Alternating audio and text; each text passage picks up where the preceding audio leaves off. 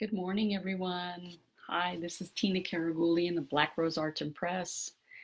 And today I wanted to talk about love and the heart. I have a painting, and bear with me as I'm trying to maneuver this, but it's an alcohol ink painting. And as you can see, there is a heart in there. Let's see if I might have to maneuver the picture so that you can see it a little bit better.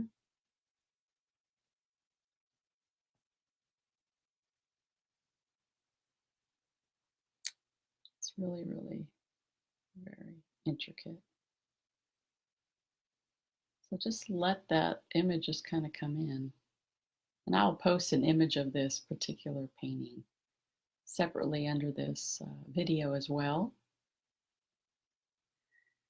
But I wanted to talk about it because the heart is something that we all go through experiences in this life, and we often feel like something is breaking our hearts, and at times that's true. But I also feel like sometimes it's about opening our heart to something deeper. I just think I'm just gonna, maybe I should just hold it. That's a good idea.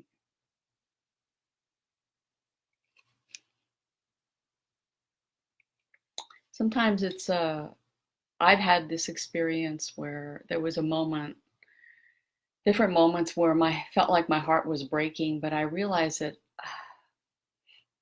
there was this deeper part of me that wanted to break through. And it was hard to see that at the time, don't get me wrong, because it can be very painful when your heart is breaking. But I had a moment where I had wanted to go deeper with my soul and my soul's growth. And at that moment, I had said a prayer that I wanted to go deeper in that heart journey. And I said, your will, not mine, be done. I'm ready. I'm ready to go. And once I said that, it was almost days later, and I talk about this in my memoir, that my heart started clenching. It was very painful. It was in the middle of the night. I basically couldn't breathe. It felt like someone was sitting on me. All the stuff that you hear about with some kind of heart issue. And believe me, if you have any kind of heart issue and you have an issue like that, you go take care of it. But there was this moment where I asked my guidance, my inner guidance, do I need to go to the ER? Or is this something that is more of a deeper embedded spiritual thing that's going on, and I can get through it with prayer?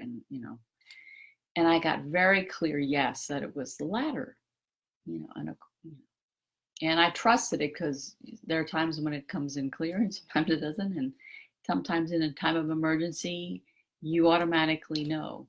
I did. And so I said okay, and because I would pray, it would come back, and I would pray, it would come back. And it was pretty scary, because I'm like,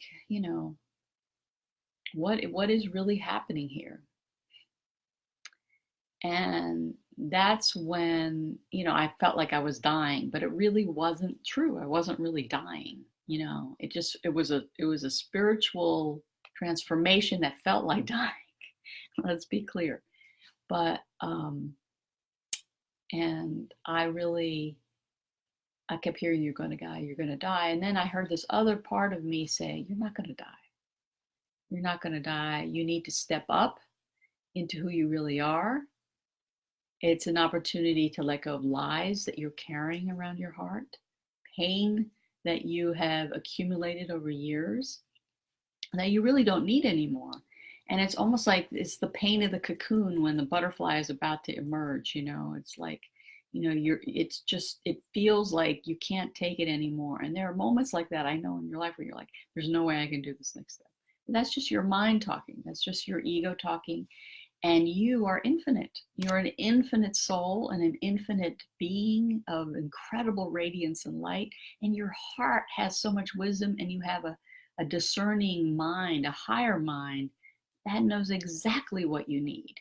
And sometimes just the breaking out of those patterns can feel intense. And the instinct, and believe me, I've had this too, is to blame somebody or to blame yourself or to, try to fight it in this way of like, no. And but what you're doing is you're tightening that vice again around your heart.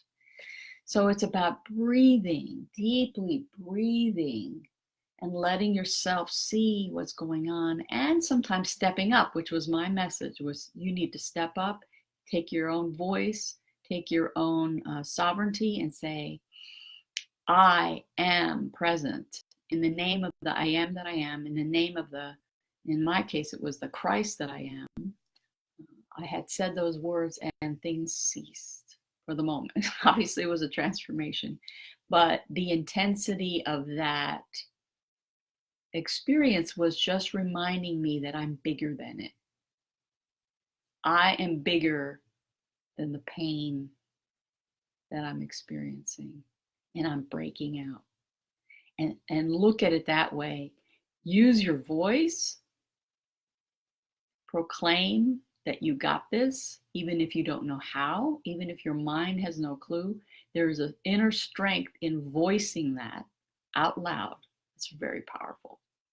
And it's very, very helpful for the heart. Now, I'm not going to say I had many, many experiences of still the heart was releasing, the heart was letting go, and it was excruciating. And again, it was about staying present to it, not blaming outside of me for what was happening in my heart, because whatever was happening outside was helping me focus inward to clear the heart. And that was beautiful. And it's a reminder of that. Remind yourself of that your heart is just this most magnificent part of you that loves so deeply, and it loves in ways that you have no clue yet. So just be open to all the ways that want to love through your heart, through your being. And what happened is I was building this muscle over time of staying centered more. And I had to tend to my heart. There are times when you have to go, I graciously bow out for this moment and I take care of me. And you do that with as much grace as you can. And sometimes you don't. Sometimes you're feeling very reactive and all that, but just do the best you can.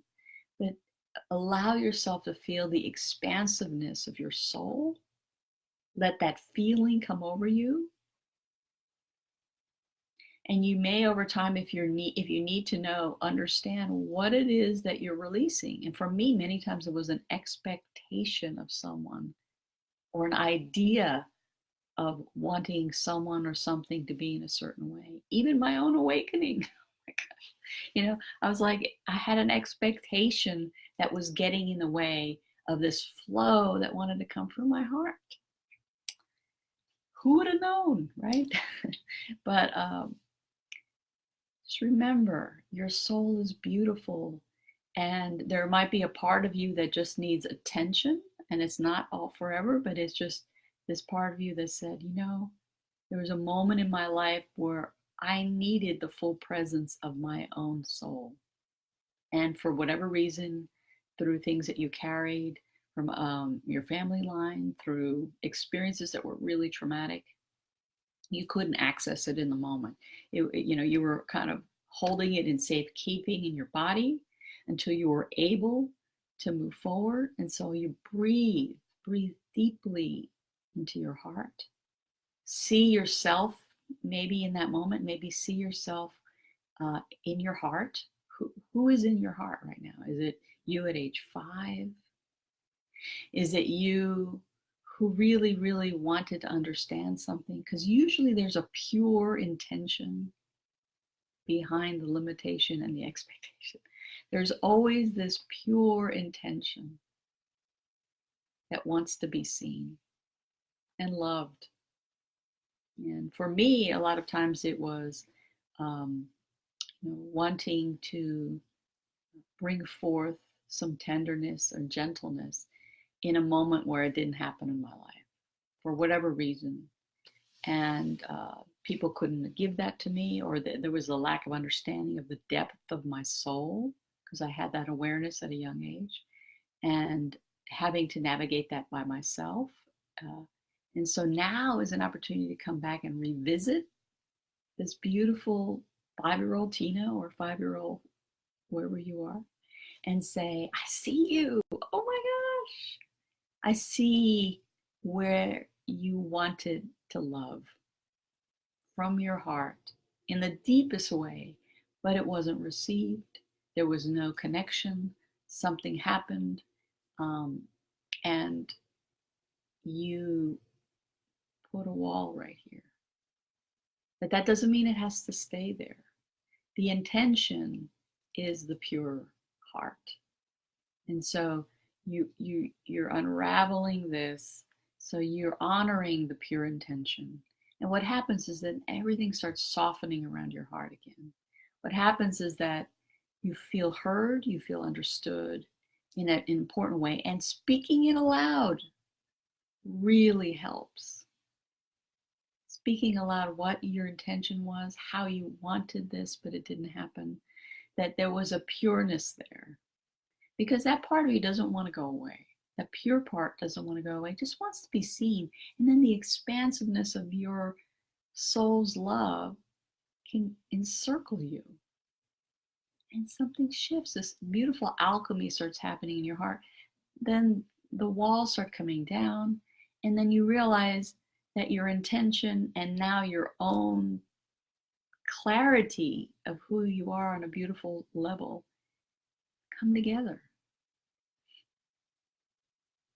And the expectation is not needed anymore. The expectation of the outside world is not needed anymore, because you have formed a connection to your inner heart. And it's a beautiful thing. And so then things start falling away. And it might be a process that takes years, and it probably will happen through the rest of your life. But once you realize the process, you're not as thrown by what comes at you, or lack of understanding, or lack of seeing.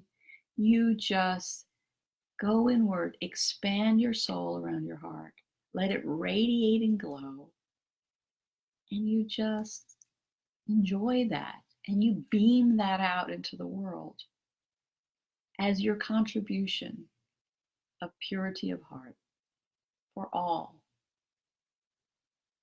So take moments to do this if it moves you to, and do it in any way that, whatever you need to verbalize, use the words that make sense to you, because this is your own empowerment. My words won't fit that. So, but let your heart radiate, because we're breaking out of a shell, we're breaking out of our cocoons, and this is a wonderful awakening that's happening of the heart. So let's relish it. Let's see it with new eyes. Let us tend to the inner fire. And there's a prayer I want to end with, which is something that we end our Kundalini Yoga classes with. I'll say it once, and it is, may the long-time sun shine upon you.